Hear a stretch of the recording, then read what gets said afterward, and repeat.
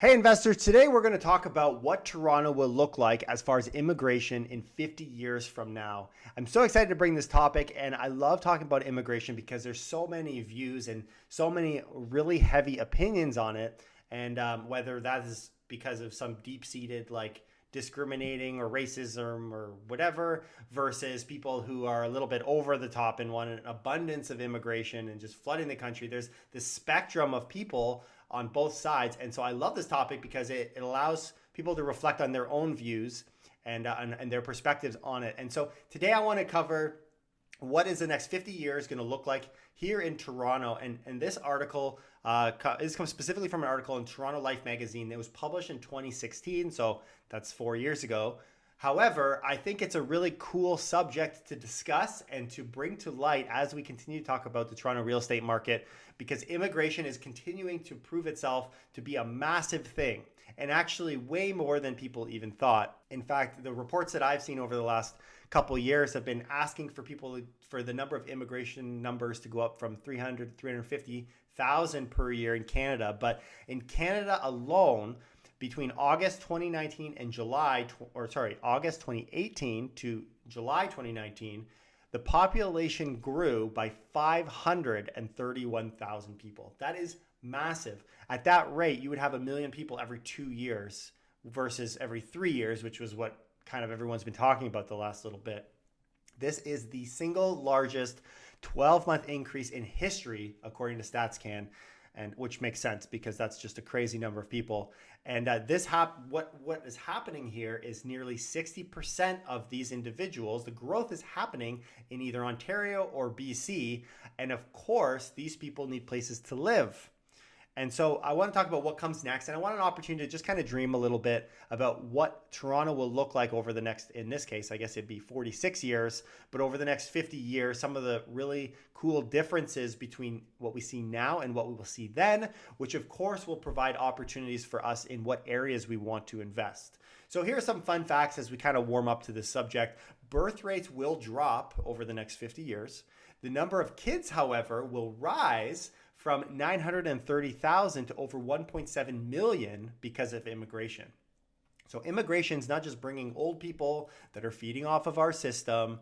It is also bringing young people who are going to need education. And that the proportion of residents born outside of Canada will rise from 1/3, which is today, to nearly half. So half of our population will have been born outside of Canada, which again requires massive public education, whether that's through elementary school all the way to university. Population doubles and density rises dramatically from some 4,000 people per square kilometer today to 7,700 in 2066. So we're going to have double the population, and within a square kilometer, almost double by 2066 as far as population. And the biggest challenge is going to be where to put everybody. Another challenge is going to be infrastructure and transit and how we're going to move this crazy number of people that we're going to have, this population growth, the doubling of our population, which the system was never designed for that. We're going to actually cover that in next week's podcast, the infrastructure side. But today I want to talk about the housing side, like how are we going to house all of these people when the population in 2066 is going to be 13.1 million. And so nearly 10% of new Torontonians will cram themselves into the core. And today that area accounts for only 3% of the city's landmass. So where there is currently 3%, which already kind of feels tight and is already kind of bogged down, that number is going to grow to 10% of the total population, again, on a larger population amount. Some of the really cool demographic changes that seem to be popping up: 27% of the population will be senior citizens. Last week we did a video and a podcast on baby boomers and how they're affecting the market. Now, by this time, over 50 years, I guess that'll be me. I'll be sitting here on my podcast with my gray hair, and my voice will be a little bit more raspy. And we'll be talking about a lot of really cool things, but it'll be very different, this market, because 27% of the population will be senior citizens. So to put that into perspective, in 2015, that marked the first time in history where there are more citizens, senior citizens, than kids in Toronto. But by 2066, millennials will be, that's us, in their 70s and 80s. And there will be, actually, I guess I'd be on the top of that. And there will be nearly twice as many seniors as kids. Twice the seniors to kids. This number will shrink the workforce from 70% of the population down to 59%. For anyone who's a little freaked out about pensions and putting money aside down the road, I think that's a very right assessment, because I mean that number is going to continue to be consumed. And this is talking about millennials as seniors. Forget about baby boomers coming through that process as well. And as the average life expectancy increases from 82 years to 86 years, seniors will require more health care and long-term resources, of course.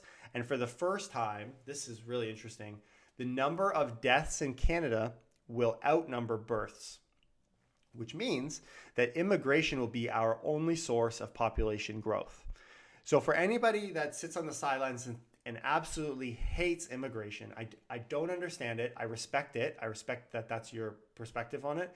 But just recognize that if we don't have this immigration, and we're seeing it very clearly here in 50 years from now, Canada, because even now our growth rate is very slow and immigration is dependent, but when we are fully dependent on immigration, that I like to think over 50 years people will be a little bit more open to the possibility of these things, but we are reliant on it. How can you be so upset about something that is literally your market is dependent on in order to grow as a population? And growth is a good thing, as we've seen through a lot of markets and just general investment.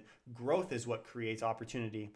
Now, maybe the framework of that can change in some capacity, but as we currently stand, we need this growth. Another fun fact as it relates to immigration, 47% of the population will be from somewhere else.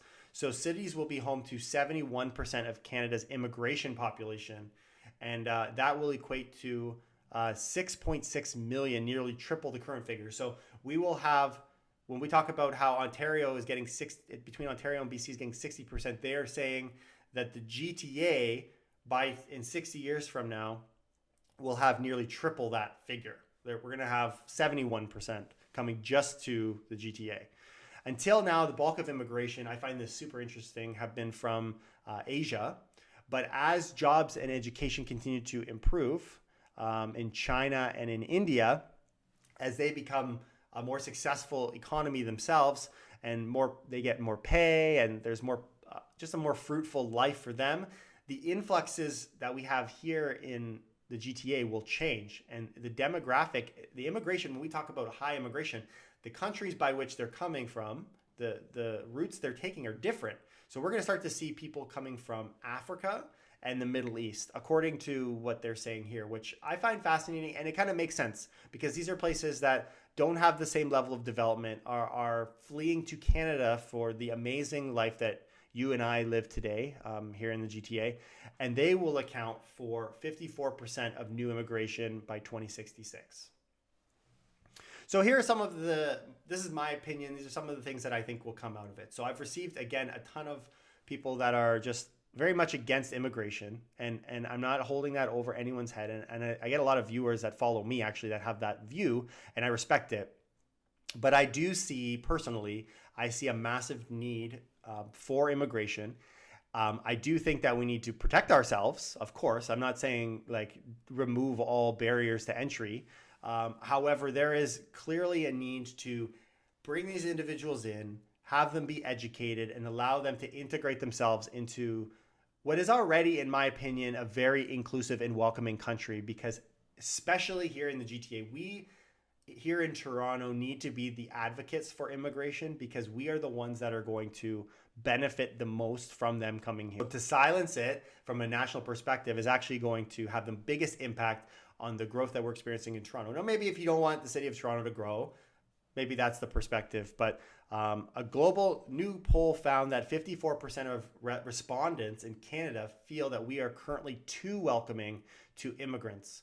Now, maybe that's just we're feeling that the door is way too open and people are flooding in. I mean, if we've got over 500,000 people in a year, a case could be made for that. And but at the same time, we need these immigrants. We need people to come in, and the majority of people that will live here will be from outside of Canada. As mentioned, next week in our podcast, we're going to be talking about infrastructure. We're going to be talking about specifically transit and how we're going to move all of these people as the population continues to grow. Our system is simply not built, and we are already at or above capacity. And so there are some big plans coming down the works through Metrolink and some severe investments that are just being poured into our area. And so I want to cover what some of those big ones are, because of course, as you invest in these different areas, there's going to be opportunities that pop up very soon, very quickly. A lot of these things are going to be coming down the pipes very soon. Okay, I'm going to leave it there, and I'll see you guys next week with another podcast. Take care and keep it real.